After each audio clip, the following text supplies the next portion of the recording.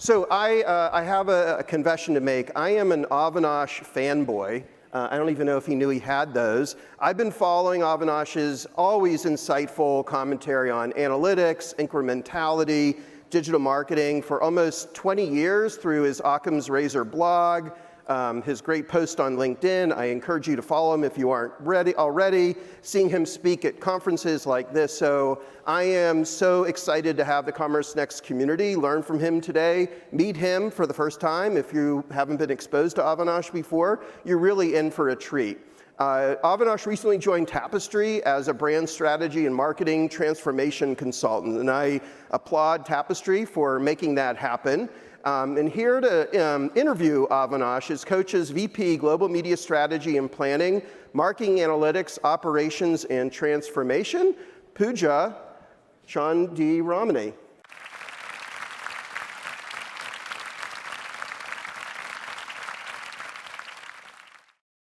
Good afternoon, everyone. Today I have the pleasure of interviewing Avinash, a name synonymous with data-driven marketing excellence. I've had the privilege to work alongside with him and personally witness the transformative impact he has had on Coach and Tapestry. His insights have pushed us to look beyond conventional wisdom, ask really tough questions, and then eventually drive really impactful results. So please join me in welcoming Avinash Kaushik, the insightful and thought-provoking leader.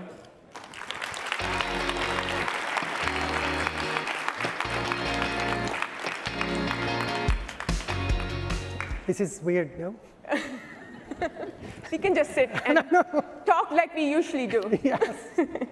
So we have some three meaty topics, Avinash. Let's start with AI, and a term we all have been hearing so much about, and a space that is rapidly evolving. My first question is, you just recently wrote a newsletter on AI, and you called it Time for Action. And in your newsletter, you emphasized implement now use cases for marketing leaders to adopt. So what are the 2 or 3 strategic actions that you think marketers should take right now to get into the adopt AI? Yeah, it's a really good, I mean, we are in such a fundamentally transformative moment at this time that is sometimes very difficult to separate the baloney in AI from what is actually useful. And it is changing so fast that something that works kind of sort of today works remarkably tomorrow or vice versa. So it's a really challenging time for us, all of us as marketers, but I sort of broke things into 3 pieces. And that's the mindset we bring at Tapestry. And the first is what is already proven, already scaled, adopted now. Second cluster, how do you stay at the very bleeding edge? What is at the bleeding edge? Kind of sort of proven, may or may not be right. And then the third bucket is stay away from it now, let other people lose money on it, and we will adopt it if it works. 3 simple clusters. And in the first cluster, the things that we are doing at Tapestry, and all of you can take advantage of, is, of course, with analytics. We do a ton of sophisticated analytics in order to identify really difficult questions around incrementality, around the effectiveness of a creative, around finding our media audiences, et cetera, et cetera. All of those things are in the AI now bucket. So Pooja and I are working together with our colleagues at Meta, at TikTok, at Google, in order to adopt the most bleeding edge features that they have, because those are already proven. Second cluster is we already know, I mean, all of you have played with VO3, you've all played with the various creative LLMs out there. And so we are a very creative-led company under the stewardship of our CMO at Coach, June Silverstein. And so we're working with AI now to figure out how to manifest that creative vision faster, cheaper, at scale today. So those are 2 areas where we have adopted now. Thank you. The next one in your newsletter, continuing with what you said, which really resonated with me, was the cultural change. And you said unlocking AI's impact at scale will be done by your chief people officer or HR. So for our marketing leaders, how can they effectively partner with HR to embrace AI, where it is just not using AI, but really thriving with it? Yes. So human beings were not built by evolution to constantly change. I resist change. I am sure most of you resist change. And some of you are super old like me and are like, screw all this fucking change, right? So going to our companies and saying, please, please, please use AI, it doesn't really work because we all resist change and it's evolution. So I think that chief people officers are so important because we have to figure out how culturally we can weave into the fabric of the company the incentive to relearn what we think we already know, to embrace AI, to do things cheaper and faster and not be threatened. So there are a handful of ways that companies are trying that are really working. So for example, very simple.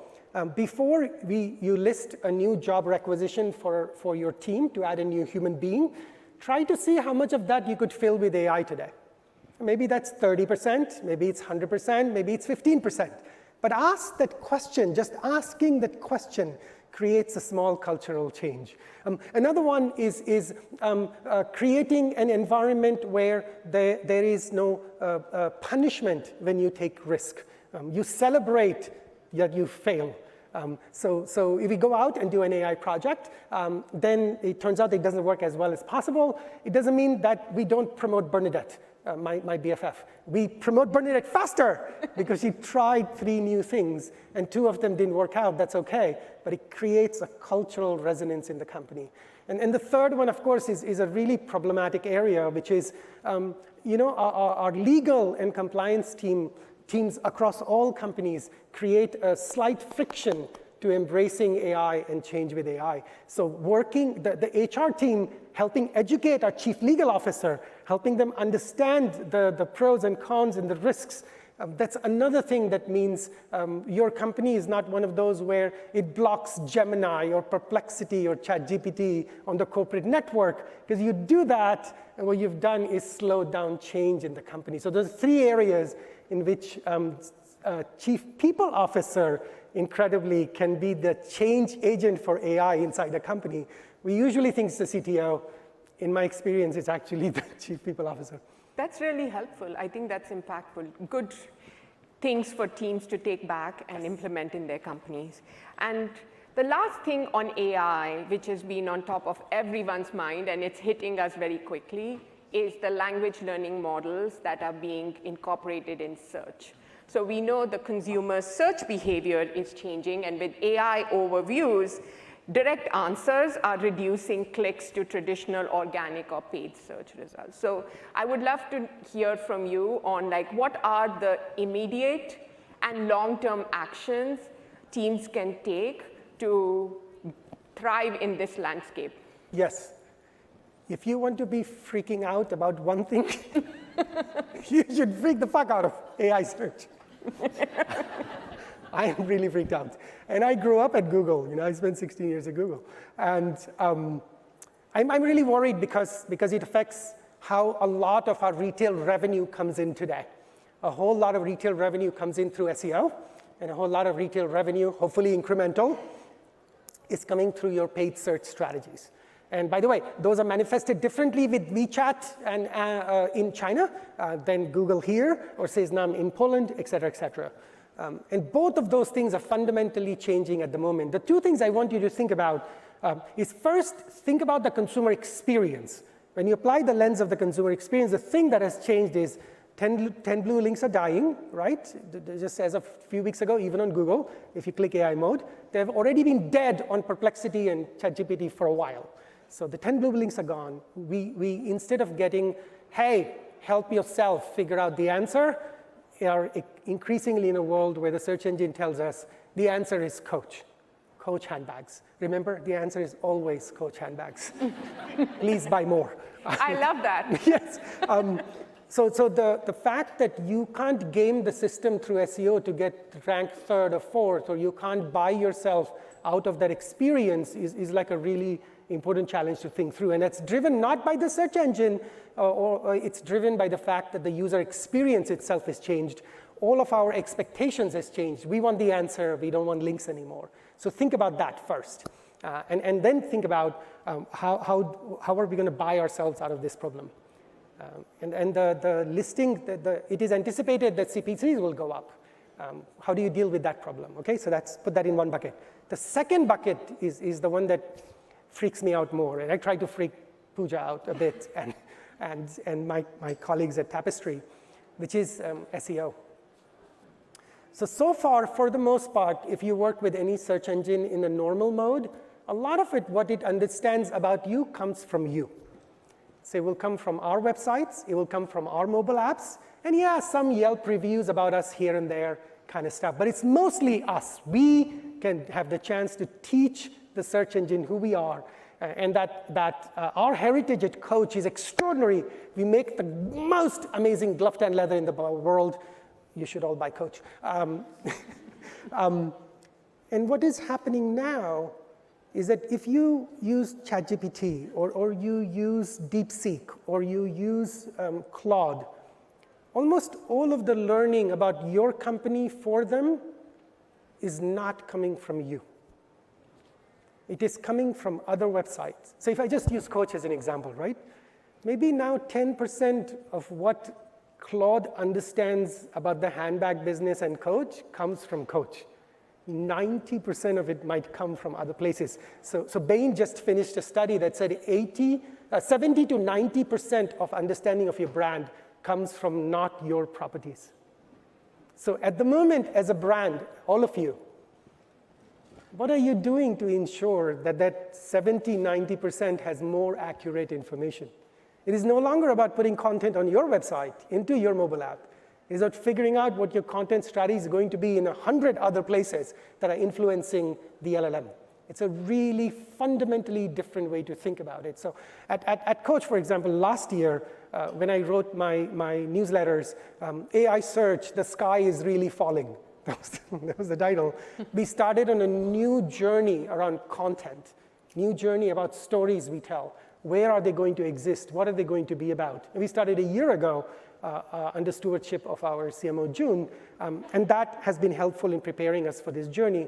And the question you all have to ask us is, if your SEO drops by 80%, 90%, are you ready to recover that? And it's something I'm genuinely worried about, and you should worry about it too. Sorry. Thank you. So let's switch to the next topic, creative pre-testing. And you've said, win before you spend. So you have emphasized the importance of creative pre-testing and effective creative and media sufficiency. How can marketers ensure their creative resonates deeply with audiences in a data-driven world? But has creative pre-testing become a crutch? Or is it still a smart way to de-risk big bets? That's a fantastic question. If you want to figure out what is the single most important you can do to do more effective brand marketing, the single answer is to obsess about your creative. I had already spent my first $1 billion on brand marketing campaigns before I learned this lesson. So you should learn it faster, not waste the first $1 billion you'll spend. And it turns out that up to 60 to 70% of all impact for your marketing campaigns are sourced to the creative. That horrendous display ad we're putting into the world, the video ad on YouTube, the thing on the billboards that you'll see outside the New York Hilton, the ads we run on TV. It's the creative that drives 60 to 70% of success. And I will admit it that in both of my best-selling books, maybe there's like half a chapter on creative. Big mistake by me not understanding the impact. I worried about the 30 to 40%, not the 70%. So we fundamentally corrected it in my previous role at Google, where we used human-made machine, where I also work as a chief strategy officer. I like them so much that I was like, I'm going to figure out how to do this at scale better. And what it allows us to do is take something that our visionary CMO, starting with Sandeep, who now is our president of Tapestry International, he had a particular vision for creative and the excellence we want to put into the world. And we went to Sandeep and said, that's great. We love your vision, Sandeep. How about we test if it is good? It's like a hard discussion to have, but much credit to him, much credit to our CMO now, June, that they said, okay, so we use human-made machine. We go out and test the creative with 300 people in a test environment and 300 in the control environment. And it really helps us understand if the creative is going to be impactful for driving the outcomes we want. Unaided brand awareness, consideration, or purchase intent. And sometimes, look, it turns out the creative doesn't work so well, no matter how much we love it at 10 Hudson, right? And sometimes it turns out we score tons of home runs. Knowing which category we fit in is better before we start spending thousands or hundreds of millions of dollars on it. And that is why win before you spend is the posture we take to our CFO. We have an extraordinary CFO, Alex at Coach, and we are able to go to him before we start spending money and say, we can give you 70% guarantee this campaign will work. And the question each of you should ask yourself is, before you start spending money, can you guarantee a large chunk that it's going to win? That's why creative pre-testing is so, so, so important. Well, that's great. But there are two schools of thoughts. Yes. We've also heard that you can just launch and learn in market versus pre-testing. So which one do you think is better? Yeah, excellent question. So there are two modes of marketing that we are doing today. At Kate Spade, at Coach, our companies, we tend to launch 2 big campaigns every year. And when you are in that mode, and by the way, these creatives that we build at Kate Spade and Coach, they are standardized globally across the world. So the creative we make, no matter where we make it in the world, these campaigns will be the same around the world. A consistent posture. For Coach, it is on the platform of courage, which we stand for and embrace as our ethos. For those campaigns, you want to pre-test everything up front, because the risk of getting it wrong globally is too high. By the time you figure out you suck, you've already finished spending tens of millions of dollars. And you don't want to take that risk. So there is no choice but to pre-test it and have increased confidence. And so with the work Pooja and myself do with human-made machine, we test it across all of these companies, the great creative. We get upfront insight. Oh, this is resonating in China, this in Tokyo, and this in London, this in New York, et cetera. And we're able to incorporate all that and launch the global campaigns. There's a second dimension of advertising we do today, all of us, which is advertising at scale. So take TikTok as an example. On TikTok, if you're launching a campaign, you need 300 pieces of creative. TikTok wants you to do things at scale. You do things on Meta, you need creative at scale. When you are working in platforms where you're going to build creatives at scale, then using real-world environments is a good thing. Because pre-testing 300 creatives upfront is really hard to do. So you can leverage the capabilities of the platform to figure out which creative will work in that environment. The real secret is putting these two things together. If the concepts in your creative for your global campaigns have passed pre-testing, the chances are really high the executions at scale will also win. So it's not an either or, you can make it an and. And when you figure that out, you build a competitive advantage for your team. Because remember what is happening underneath it. You're doing brand marketing that allows the customer to have a voice in the process. Not the determinative voice, but a voice in your creative process. That is the key unlock. Is there an example you can share with in your past life? I know Coach examples, yes, but in your past where creative pre-testing was a game changer for you guys. Yes. And so in my previous role at Google, I worked with the top 100 companies in the planet. And so I'll share an example of one company that is in the telecom space in the US. And we did meta-analysis across years worth of creative pre-testing. So we started creative pre-testing, and then a year later we tried to figure out, we know individual creatives pass or fail, and then we change, et cetera. But what we wanted to figure out is what is the financial impact on the company from that program? So a year later, what we found is our campaigns were delivering brand lift at roughly 40% higher rate. We were failing a lot less in the real world. Second, we found that because we were incorporating the lessons back, so we did a whole bunch of tests, we figured out what works, what doesn't, we incorporate to the next round, ongoing cycle. It turns out the rate at which our creatives were passing creative pre-testing increased by half. The impact of that is we were more effective and we were more efficient. And bringing that type of financial lens allowed us to quantify back to the CFO, oh, we're spending, let's say, $100,000 in creative pre-testing. It has saved us $16 million worth of creative inefficiencies. At that time, your CFO will give you a very, very warm hug and more money. That's the end goal, right? Remember, in solving for the customer, you get these benefits internally as well. Yeah, thank you for that. My last topic is incrementality. I think that's your favorite topic. Yes. You have said, and you've told us this story also, but you've said if we shut down marketing tomorrow, what would be the impact to the business? So for me, the first question is incrementality a buzzword, and what's the most misunderstood part of it? Yes. So incrementality is a buzzword, and there's so much bullshit about it in the world. So I will define it for you, right? Which is, when I took the last role I had, the CFOs asked me, what would happen if we fire all 3,500 people in marketing? And it's a really hard question because I worked for the CMO. And she was sitting next to me. So if she goes bye-bye, what's the impact on the company? That is incrementality. And it turns out, as much as you don't want to hear this, if we fire everybody in the marketing department tomorrow, profits go up instantly.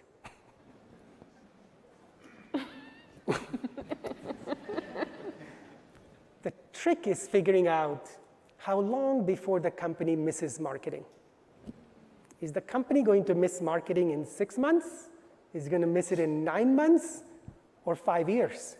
Some of us are doing such bad advertising, it might be 5 years, right? Incrementality is truly a competitive advantage because that question is so hard to answer. So I spent like 3-4 years inventing new approaches to answer the CFO's question. So I now say that my number one job with our clients at Tapestry is to make sure I make the CMO bulletproof to the CFO. It's a slightly violent metaphor, but the idea is if the CFO has hard questions, we're able to answer it. So with that context, at the one big misunderstanding there is about incrementality is there is only one answer, and that answer will drive everything. That's really not true. So at Tapestry, with other clients, one of the things that we embrace is we measure incrementality at 3 levels. We measure channel silo incrementality. What if we turned off all our spend on Google tomorrow morning? What would we miss? It turns out you only miss 10-15% of what you were claiming today. Good to know. The next question we ask is cross-stack incrementality. If we're spending $10 million on Google and $10 million on YouTube and $10 million on display advertising, or 10 on Facebook, 10 on Meta, on Instagram, do we need to spend 10 plus 10 or 10 plus 10 plus 10? And it turns out that the answer is if you are spending 10 million plus 10 million plus 10 million, the ideal amount is only 17 or 16 million. That's cross-stack incrementality. And you use that to allocate budget. And then the thing that Pooja and I are held to account for on behalf of our CMO at Coach June and our CMO at Kate Spade, Casey, is what is portfolio incrementality. If you put everything together into one bucket, email and SEO and video ads and everything else that we do today, what is the incrementality? So it's really important to understand that to operationalize incrementality, you have to think of these 3 levels. You need level 1, portfolio incrementality once or twice a year. That's it, only with the CFO. You need cross-stack incrementality once a quarter, and that's with the CMO and their direct reports. And you need channel silo incrementality every other week. That's why we have Pascal and Glory here. They are responsible for making sure every dollar we spend on every platform is delivering incremental impact. And so it's really important to embrace this because you are bringing a CFO lens to marketing. And when you do that, and you do great marketing, then if your company, God forbid, fires all the marketers tomorrow, they will miss them next Monday. That's a good position to be in. So sometimes folks use incrementality all the time, and they're like, we need to test everything before we do any of this. So in your opinion, when is testing for incrementality not worth the effort? Yes. So I was talking to my colleague Juliet just a couple days ago, and I said to Juliet, if you suck on a last click basis, attribution is not going to save you. If you suck on an attribution basis, incrementality is not going to save you. Sometimes you don't need the final answer to realize something is wrong. Take action. And so what Juliet has done at our company is actually working to instrument this way of thinking and execution across our businesses. So we realize that there are some questions that do need to be tested and answered. They happen to be cross-stack incrementality questions. Should I spend $10 million on ads on Xfinity TV and $10 million on Meta? That's a good one to test, because the answer is very difficult to get otherwise. But oftentimes, obviously not at Tapestry, what ends up happening in company cultures is you see crappy results and you're like, oh my God, I have a testing plan for the next 18 months. By the time your test results come, you're dead. And so be very careful about the tool that you bring to answer the question, and answer them at those 3 levels. What happens is you bring an agility that is going to ensure you keep moving forward. Thank you. My last question is, are there any methodologies or technologies that excite you for their potential to simplify or enhance incrementality? Because incrementality testing is hard. It is hard. It is hard. But actually, the 2 things I'm super excited about is, one is I'm genuinely excited about all the AI that the ad platforms are stuffing into their systems. So at the moment, the most fastest way for you to use AI to do intent-centric marketing, which is what we stand for at Tapestry, right? We, blood, soul, we believe in intent-centric marketing. At the moment, the best way to do it is just use AI Max from Google, Advantage Plus at Meta, because their ability to use an extraordinary amount of data that they have about us, whether they should have it or not, different discussion. But Meta's got 20 years of data for me, 50,000 signals about me. Let Meta help you figure out my intent at this moment, and if your ad is right for me. So that I'm really excited about, because it accelerates the journey of embracing AI and incrementality without me having to invent everything. So if most of you are not using the AI in the ad platforms to find intent, the chances are your incrementality is very low. So that's one. The second one, of course, I'm really excited about is our ability to build creative at scale that is resonant for the individual human. So for example, Pascal and Glory are sitting next to each other, and they are both roughly the same gender, roughly the same age. But at this moment, the ad that Salesforce might want to show them, the ad that Macy's might want to show them, could be profoundly different. And the creative needs to look very different. Pascal has different resonance for creative, and Glory has different resonance for creative. Today, this is nearly goddamn impossible to figure out, which is why we spray and pray. But the ability to understand Pascal and Glory as individual humans and deliver relevant creative to them at every moment, it just blows my mind. It is so exciting that I can do that. And I can activate a lot of this today. And in turn, like when it comes to creative pretesting, then we're like, oh my God, we're going to build like AI version of creative pretesting. So before Pascal gets that, Glory gets that, we can know that it is going to work with us. So these 2 areas I'm super excited about. No, thank you. That's really helpful. Well, thank you so much for all your answers. Like, I think every time I interact with you, I always walk away learning something new. I read your newsletters, I get to work with you, but in spite of that, it's always like something new and new nugget of information. So I think we already have this. What are the key takeaways or next steps for? So what I wanted to do is give you deadlines and dates. I believe in accountability. So I put dates on your behalf so that you can be foundationally transformative marketer. So for performance marketing, 70% of your budget should be AI powered. And by the way, this is free. Doesn't even cost you anything except cultural change. So embrace that. Second, remember, don't be like me and learn 15 years too late the importance of creative pre-testing because of the importance of creative. So I've set a very high standard and given you a little more time, right? Which is starting this month. Embrace this. The third one is just the 3 layers of incrementality and operationalizing those 3 layers of incrementality. And the last one is once a year, you should ask yourself the question, as we head into asking for more budget for marketing for next year, tools, people, or advertising itself, can we tell the CFO what the incremental impact will be? 2 metrics. Incremental revenue driven by marketing, and the cost per incremental sale driven by marketing. Embrace those 2 KPIs, and your CFO will give you tens of millions of dollars of budget. Thank you.